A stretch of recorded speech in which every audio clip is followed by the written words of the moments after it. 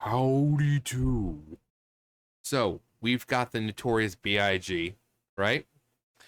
Here we've got the notorious SBI, Sweet Baby Inc., who has, as I've said before, the opposite of the Midas touch. Midas, who touched and anything he touched turned to gold. Everything this company touches, complete smoldering heap of garbage. So they've become notorious. And when people see that Sweet Baby Inc. has gotten their grubby fingers on a game, a project, people are like, "Well, we know exactly what to expect from this game. We know exactly what to expect." And here's one person who works for Sweet Baby Inc. Sweet Baby Inc. employee amidst goal is burning the game industry to the ground. While never explicitly said, uh, people give them the benefit of the doubt because it's just a little thing at the bottom in a slide, never brings it up, it's just there. And one can think it's a joke. But let him introduce himself first. Um,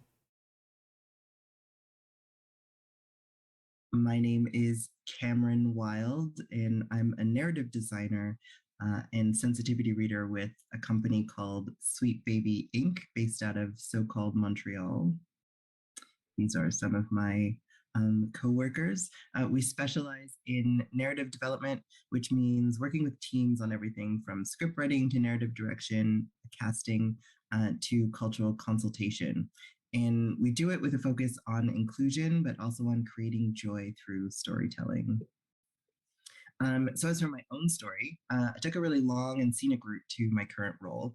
I studied acting, I worked at the National Film Board of Canada, I toiled in data mines at a giant software company, and I even did 2 tours at film school, which is 2 more times than I would recommend anyone attend. But sometimes you only know you've made a mistake until after it's happened, and sometimes you only know once you've made it twice. But all of that taught me a lot about how to structure story, what makes a story engaging, and maybe more importantly, how not to structure stories, which isn't to say that you ever really learn anything, but it's been helpful as I've started to really navigate through the games industry. Because the stories we tell each other are way more than entertainment. They're how we create, debate, and preserve our collective values and beliefs. And we can and should make better, more expansive, more representational content. So cool, but why am I here? Well, I'm here because we're all game devs of color, even.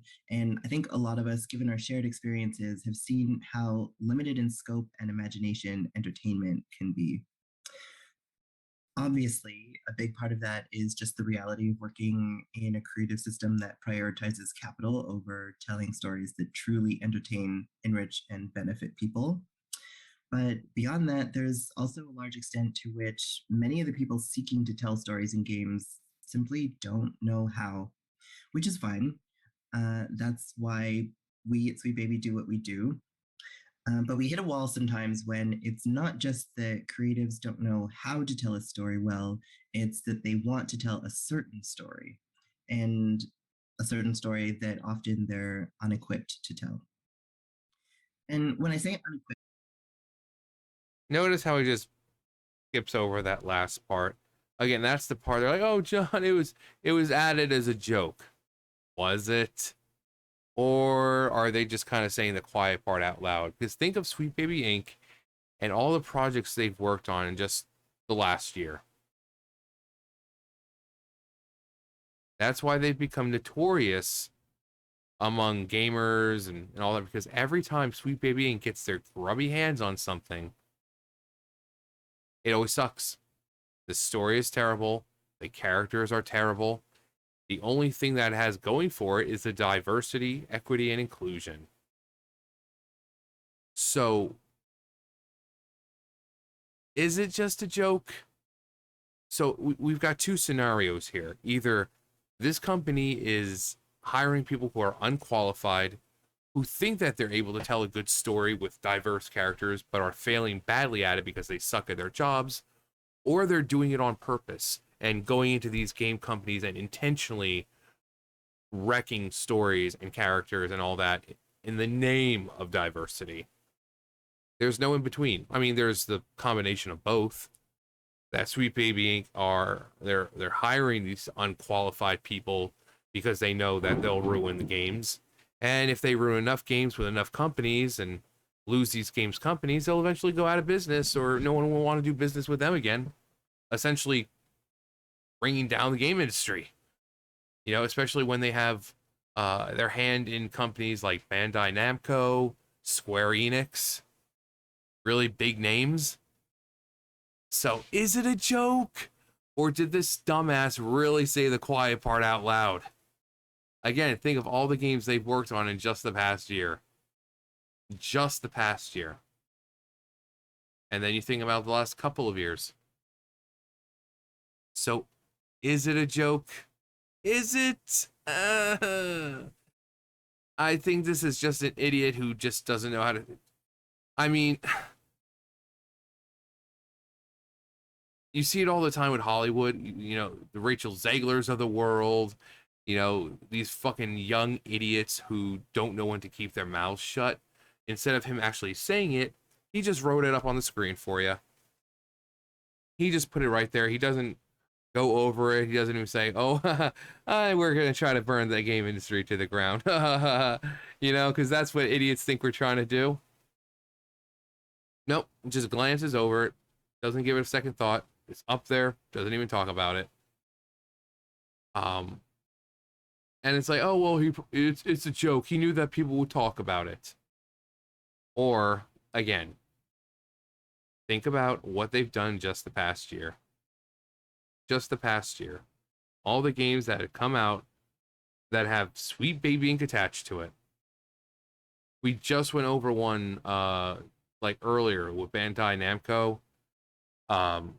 What was it? Unknown 9 Awakening. About Indian girl in Kolkata. Power. She finds she has powers. Ooh. But they've got their grubby little fingers in it because, of course, the character looks like a dude. Or androgynous. Because Sweet Baby Inc. doesn't like beautiful women. They don't like beautiful biological women. Instead, every chick has to have a chiseled jawline, has to look like a dude. So, again, opposite of the Midas touch. Midas, everything turns to gold. Everything for them turns to shit. So I think they're just saying the quiet part out loud. They're just reaffirming what all of us have been saying for the longest time.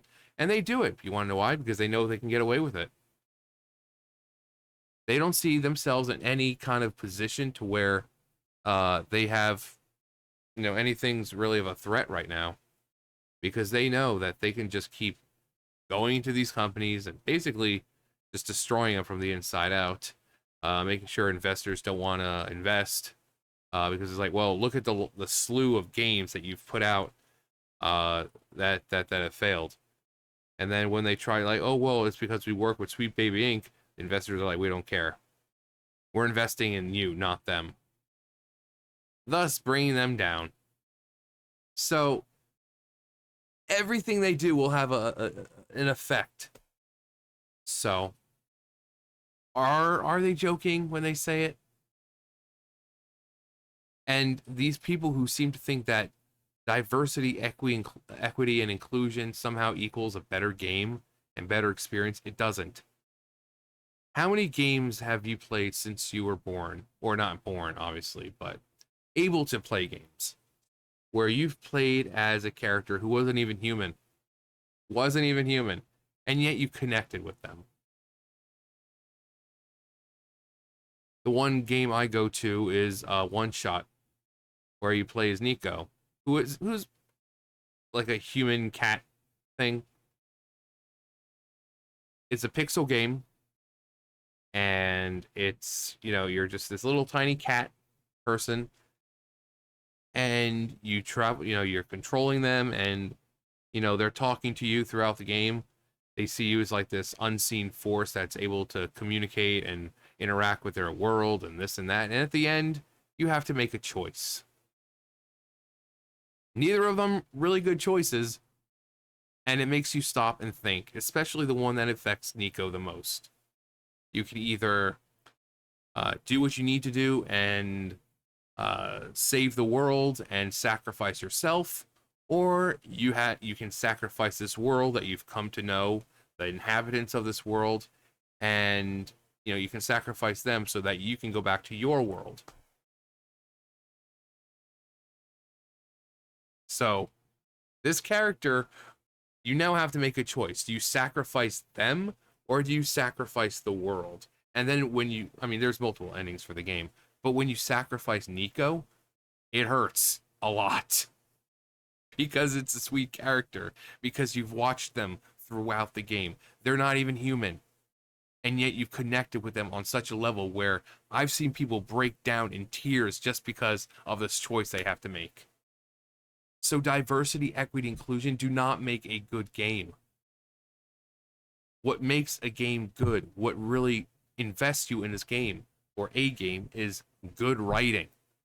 Good writing, rich characters that can make you sit there and tear up over a choice you have to make, even though you know they're not real. That makes a good game. Not, I can see myself in the game. Oh my god, that character is the same skin color as me. Okay. Doesn't make a good game. It doesn't make a good freaking game. It doesn't. Okay? It it just doesn't. And another one I go back to, Lord of the Rings. Honestly, do any of us really look like any of the fellowship? Nope. Nope. And yet we connect with them. Why? Because of what they're trying to achieve, what they're fighting for, what they have to go through to achieve it. So, and guess what? Lord of the Rings, all the characters, white. And yet, people all over the world, whether they're in countries with, black skin or brown skin, they connect with these characters. They don't need to see themselves physically in these characters to relate to them. But apparently, these idiots don't understand that. They think that diversity, equity, inclusion makes a good game and enriches the experience. It doesn't. If you can get people to cry over a fucking pixelated cat or human cat, that's a good fucking game. Also, actually, let me bring up what Nico looks like. There's Nico. By the end of the game, this game will have you bawling for them because they are such a good character. Again, does it look, they're human-esque, but they're clearly, feline. Are we feline? No. And yet we can see ourselves in this character. We can see ourselves, and that's the thing they're holding is the sun.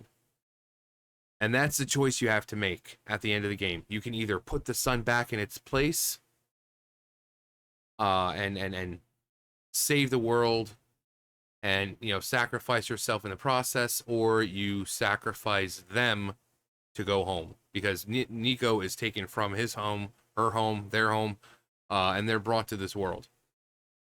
So you can either choose to sacrifice the world to save yourself, or sacrifice Nico to save the world.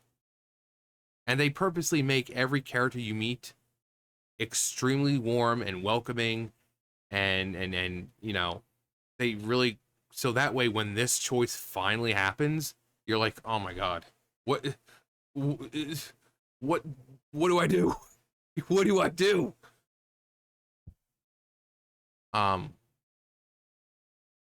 So diversity, equity, inclusion don't make a good game.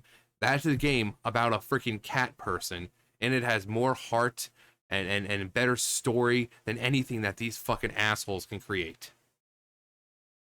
Thinking that you need to see yourself in a character and that somehow makes it a good game. It doesn't. It hasn't, and it never will. What makes a good game is good writing. If the game is naturally diverse and there's good writing, yeah, that's great. But when you go out of your way to make sure that there's diversity, equity, and inclusion, while forgetting everything else, the good writing, the character, because again, that's another thing they do. They focus so hard on the diversity that the characters that they create are just bland. You don't relate to them. They're not interesting, they're not fun, they're not well written. They're just, "Oh, look, I can see myself on screen." Is that really enough? Is that what people are settling for now? Just, "Oh, well, at least I can see myself on screen." So, even though they can say, "Oh, it was a joke," it's really not a joke. Everything they touch turns to crap. Either they hire people who are unqualified for the job, or they do this crap on purpose.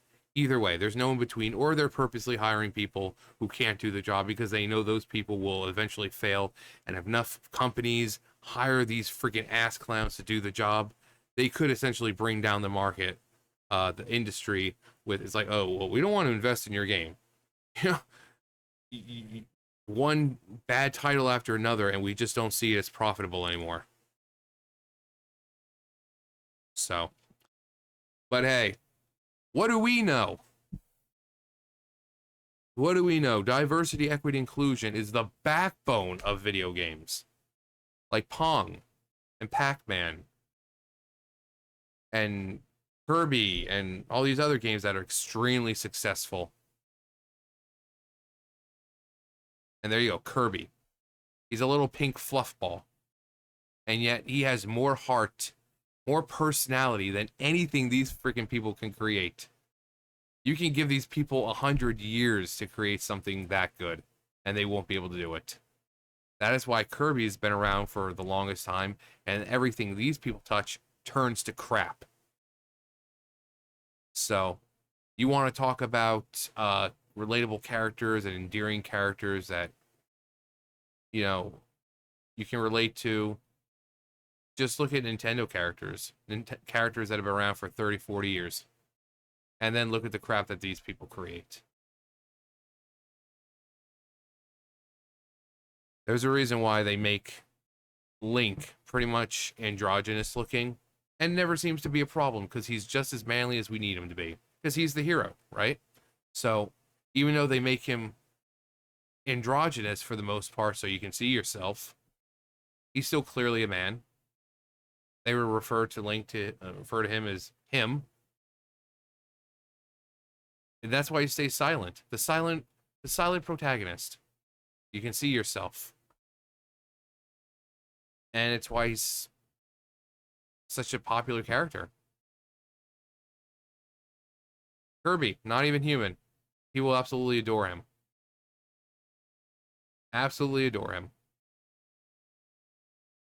So Nintendo has managed to create amazing characters over the last 40 years that people can relate to and see themselves in and adore, while this company creates characters simply out of, "Oh, we've got some black characters, they're super gazies." And not just Nintendo, though. Like Crash. You got Sony with Crash, or Spyro. Spyro, he's a fucking dragon. When you play the game, can you really relate to him? He's a dragon, you're not. And yet you connect with him. You connect with him. When he fails, you feel it. When he succeeds, you're happy about it. He's a fucking dragon. But sit here and try to tell me how seeing yourself makes a better game. But anyway, that's going to do it for me. You guys know the drill. I'll see you guys later. Bye, guys.